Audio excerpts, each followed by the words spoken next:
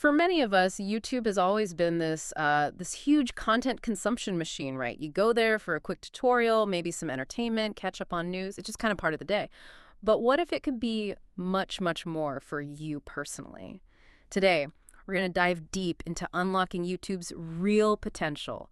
Moving beyond just, watching, we're exploring how to totally flip the script and actually start taking action.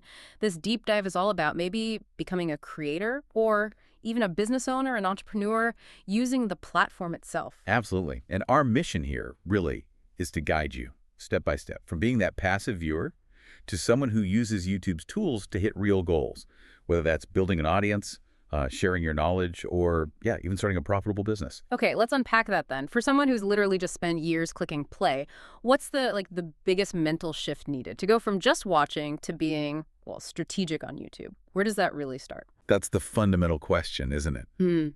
It starts by seeing YouTube differently, not just as stuff to watch, but as data, a living data set. What's kind of cool is that even before you record anything, you're already swimming in clues. Clues that can shape your whole strategy. It's about putting on analytical glasses, You're not just scrolling, you're actually researching. I like that viewing it as a data set. Okay, so take the home feed. We all know it, right? That personalized stream. But for you, the person wanting to create, it's more than just videos. You got to study it, see what the algorithm is pushing, what's working. It's like a blueprint. Exactly, a blueprint. And then search. Huge, right? Second biggest search engine. Its power for a creator is, immense. The action here. Use keywords. Find topics in your niche. See what people are searching for. Even check out competitors. Competitor analysis right there. Then you've got the subscriptions tab. Normally just where you see channels you follow. But now, it's your masterclass. Subscribe to the top folks in your field, sure. But actively analyze them. Their thumbnails, titles, how often they post. What can you learn? Your reverse engineering success. Totally. And finally, your library and history. Holds your watch history, your playlists. The key action here. Start making playlists early, even before you upload. Yeah. They help organize your future channel, boost watch time later. It's like setting up the shelves before you stock them. It's fascinating, isn't it, that all this analysis happens before the first upload. It really does put you ahead. But is there a danger here? Could you get stuck just analyzing forever? Analysis paralysis. That's a really good point. It's definitely a balance. You don't need perfection before starting. Just be informed. So once you've got some of these insights, you're ready to jump from thinking to doing. What's the absolute first concrete step? Getting that digital storefront actually open. Right, the very first practical thing. Well, it seems basic, but YouTube's Google, right? So step one, create a Google account. If you somehow don't have one, that's it. Then the actual channel creation, go to YouTube, click your profile pic, hit create a channel. Pretty straightforward. Now, the name. Choosing a channel name. The advice is keep it short, memorable, and relevant. Super relevant. Could be your name, your brand, something about your niche. Make it clear, easy to remember. Makes sense. First impressions. Exactly. And speaking of first impressions, add a profile picture and banner. These are crucial. Your brand's look. Profile pic, clear headshot or logo, instantly recognizable. The banner, that big image at the top, needs to be 2560 by 1440 pixels. And its job is to screen what your channel's about, like learn, tech master, digital skills, prime real estate. That's a great way to put it. Prime real estate, your digital storefront. Yeah. Really investing time here in these visual elements. It sets the stage. It tells people you're serious before they even watch a video. It signals commitment. Right. So the storefront setup, now, the big one, uploading their first video. This is where people often freeze up, isn't it? The source is stress. It doesn't have to be perfect, thank goodness. So what should you actually make? And how do you shoot and edit without, a pro studio? Yeah, that first video fear is real. For video ideas for beginners, keep it simple. Really simple. And introducing my channel video, maybe just a minute or two, that works. Or a quick tutorial. 3 easy ways to save money. Something low stakes. Even a short personal story or a review. The goal is just start. Get something up. Get the ball rolling. Exactly. And for shooting your video, forget fancy cameras for now. Your smartphone, totally fine. The key things. Good lighting. Seriously, face a window, works wonders. And clear audio. Get close to your phone's mic, kill the background noise. Audio is arguably more important than video quality at first. So true. Bad audio is an instant turnoff. Totally. Then editing basics. Loads of free tools out there. iMovie on Mac, CapCut or VN Editor on mobile are great. DaVinci Resolve on PC has an amazing free version. The main thing to edit for. Clarity and pace. Cut out the awkward pauses, the ums if you can. Maybe add captions. And this all ties back to overcoming that perfection paralysis, right? It's about learning by doing. Yeah. Your first few videos, maybe your first 10, they're your training ground. They're not meant to be masterpieces. It's about getting comfortable. What's the biggest hurdle you see once they actually do hit upload? Oh, definitely the fear of nobody watching. Or worse, negative comments. But okay, say you upload it. How do you get people to actually find it and click? You mentioned packaging. The sources say title, description, thumbnail. That's like 70% of the click decision. 70. Does that number still blow you away, or is it just, yeah, that's YouTube? It doesn't blow me away anymore, but it confirms everything. Beginners might be shocked, yeah. But seasoned creators, they live and breathe by that. Your packaging is everything for that initial click. What's the most common mistake you see with that crucial 70%? Probably undervaluing the thumbnail. Or just generic titles. Let's break it down. Crafting clickable titles, two main ways, kind of. Direct, keyword focused. How to start a YouTube channel in 2025. Clear value. Or add curiosity. This one mistake killed my channel. Makes you want to know more. But you have to deliver on the promise. The clickbait, promise and deliver. Exactly. Then, writing the description, those first two lines, gold, they show up in search results sometimes. Hook them fast, include keywords, then add a summary, links, resources, whatever fits. And creating thumbnails. This is your video's billboard. It needs to grab attention fast. Use free tools like Canva, big, bold text, contrasting colors, an expressive face if it fits your style. And here's a pro tip. Try making 3 versions. Test them. See which one gets more clicks. A/B testing. Ooh, data-driven creativity. I like it. Yeah. And don't forget tags and metadata. Use relevant keywords in the tags. Think like your audience, what would they search for? And pick the right category: education, entertainment, how-to and style, etc. Signals to the algorithm. It's really that blend, isn't it? Creativity in the video, but data and strategy in how you frame it. These elements, title, thumbnail, description, tags, they're not just decorations, they're vital signals. Invitations. They're doing a lot of heavy lifting for discovery. Totally. Okay, so video's up, it's optimized.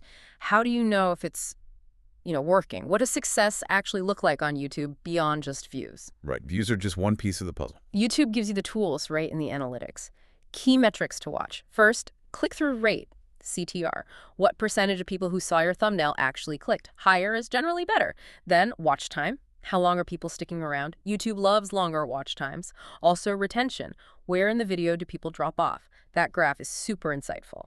And finally, engagement. Likes, comments, shares, subscribes from that video. Are people interacting? Those metrics tell a story. They really do. The key action for you, after 24 hours, maybe 48, dive into YouTube Studio Analytics. Don't just glance at views. Look deep. Where did retention dip? Why? Which traffic sources worked best? Search. Browse features. External links. This isn't just data, it's feedback. Direct feedback telling you what worked and what didn't. Exactly. Yeah. It connects right back to that living laboratory idea. These numbers aren't for vanity. They're diagnostic tools. They show you why things are happening so you can improve next time. It's all about that feedback loop. Okay, so we've talked about analyzing your own stuff, but how can you use YouTube itself as like a research tool to find new ideas, new opportunities? Oh, it's a gold mine for research. Yeah, like how? Well, start simple. Search, how do your niche? See what comes up. What questions are people asking in comments? What angles are popular? And here's a clever tip from the sources. Look for videos with tons of views, but honestly, kind of low production quality. So the topic is hot, but the execution could be better. Precisely. That's your opening. You can potentially serve that audience better. Higher quality, clearer info. Plus, use tools like TubeBuddy or vidIQ. These browser extensions show keyword search volume, competition.